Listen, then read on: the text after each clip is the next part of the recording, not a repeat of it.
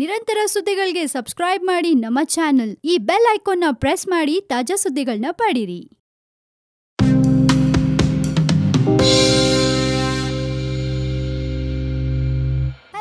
ನೋಡ್ತಾ ಇದ್ರ one India Kannada YouTube channel. ನಾನು ರಾಶ್ಮಿ.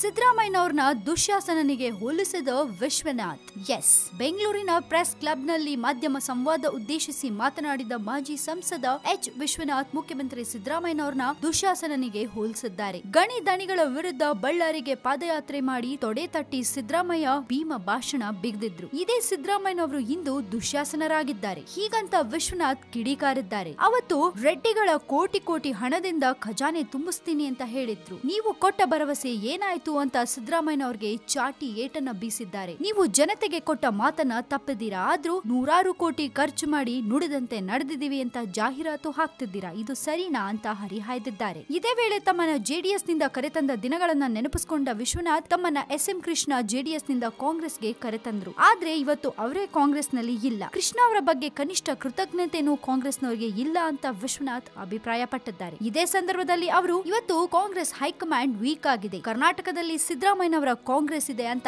ಆಕ್ರೋಶವನ್ನು ವ್ಯಕ್ತಪಡಿಸಿದ್ದಾರೆ. ಇನ್ನು ನಿಮ್ಮ ಮುಂದಿನ ನಿರ್ಧಾರ ಏನು ಅಂತ ಕೇಳಿದ ಪ್ರಶ್ನೆಗೆ ಉತ್ತರಿಸಿದ ವಿಶ್ವನಾಥ್, ಕರ್ನಾಟಕದಲ್ಲಿ ಇರೋದು ಎರಡೇ ಪಕ್ಷ, ಒಂದು ಜೆಡಿಎಸ್, ಇನ್ನೊಂದು ಬಿಜೆಪಿ. ಕಾಂಗ್ರೆಸ್ಗೆ ಮಾತ್ರ ನಾನೆಂದು ವಾಪಸ್ ಬರೋದಿಲ್ಲ ಅಂತ ಹೇಳಿದ್ದಾರೆ. ಮುಂದಿನ ತೀರ್ಮಾನವನ್ನ ಸದ್ಯದಲ್ಲೇ ತಿಳಿಸಲಾಗುವುದು ಅಂತ ಅವರು ಪ್ರಕಟಿಸಿದ್ದಾರೆ. ಇಂದು ಬೆಳಗ್ಗೆ ಹೈಕಮಾಂಡ್ ಕಚೇರಿಗೆ ಹೋಗಿ ತಮ್ಮ ರಾಜೀನಾಮೆಯನ್ನ ವಿಶ್ವನಾಥ್ ಸಲ್ಲಿಸಿದ್ರು. ಹಾಗೆ ಮಾಧ್ಯಮ ಸಂವಾದದಲ್ಲಿ ತಮ್ಮ ಭಾವನಾತ್ಮಕ ರಾಜೀನಾಮೆ ಪತ್ರವನ್ನ ಕೂಡ ಓದಿ ತಿಳಿಸಿದ್ದಾರೆ. ವಿಶ್ವನಾಥ್ ಇಷ್ಟು ಮನನೊಂದು ಕಾಂಗ್ರೆಸ್ ಪಕ್ಷಕ್ಕೆ ರಾಜೀನಾಮೆ ಕೊಟ್ಟು ಕರ್ನಾಟಕದಲ್ಲಿ ಇರೋದು ಎರಡೇ ಪಕ್ಷ, ಒಂದು ಜೆಡಿಎಸ್ ಹಾಗೆ ಇನ್ನೊಂದು ಬಿಜೆಪಿ ಅನ್ನೋ ಒಂದು ಹೇಳಿಕೆಯನ್ನ ಕೊಡೋದ್ರ ಮೂಲಕ ಕಾಂಗ್ರೆಸ್ ಅವರನ್ನ ಸರಿಯಾಗಿ ನಡೆಸ್ಕೊಂಡಿಲ್ವಾ ಅನ್ನೋ ಒಂದು ಪ್ರಶ್ನೆ ಹುಟ್ಟುತ್ತೆ. ಇದ್ರ ಜೊತೆಗೆ ವಿಶ್ವನಾಥ್ ಅವರು ಸಿದ್ದರಾಮಯ್ಯನವ್ರನ್ನ ದುಶ್ಯಾಸನನಿಗೆ ಹೋಲಿಸಿದ್ದಾರೆ. ಹಾಗಿದ್ರೆ ವಿಶ್ವನಾಥ್ ಅವ್ರಿಗೆ ಸಿದ್ದರಾಮಯ್ಯನವ್ರ ಮೇಲೆ ಅಷ್ಟೊಂದು ಕೋಪ ಇದೆಯಾ? ಇನ್ನು ವಿಶ್ವನಾಥ್ ಅವರು ಈ ರೀತಿಯ ಹೇಳಿಕೆಯನ್ನ ಕೊಟ್ಟಿದ್ದಕ್ಕೆ ಸಿದ್ದರಾಮಯ್ಯನವರು ಯಾವ ರೀತಿಯ ರೆಸ್ಪಾನ್ಸ್ ಕೊಡ್ತಾರೆ ಕಾದ್ ನೋಡ್ಬೇಕಿದೆ. ಇದ್ರ ಬಗ್ಗೆ ನಿಮ್ಗೇನಾದ್ರು ಹೇಳ್ಬೇಕಂತ ಅನ್ಸಿದ್ರೆ ಧಾರಾಳವಾಗಿ ನಮಗೆ ಕಾಮೆಂಟ್ ಮಾಡಿ ಕಳಿಸಿ. ಅಂಡ್ ಇನ್ನಷ್ಟು ಸುದ್ದಿಗೆ ನೀವು ಮರಿಬೇಡಿ ಸಬ್ಸ್ಕ್ರೈಬ್ ಮಾಡಿ ನಮ್ಮ one India Kannada YouTube channel. ಜೊತೆಗೆ ಈ ನಮ್ಮ ವಿಡಿಯೋ ನಿಮ್ಗೆ ಇಷ್ಟವಾದಲ್ಲಿ ದಯವಿಟ್ಟು ಶೇರ್ ಮಾಡಿ, ಲೈಕ್ ಕೂಡ ಮಾಡಿ.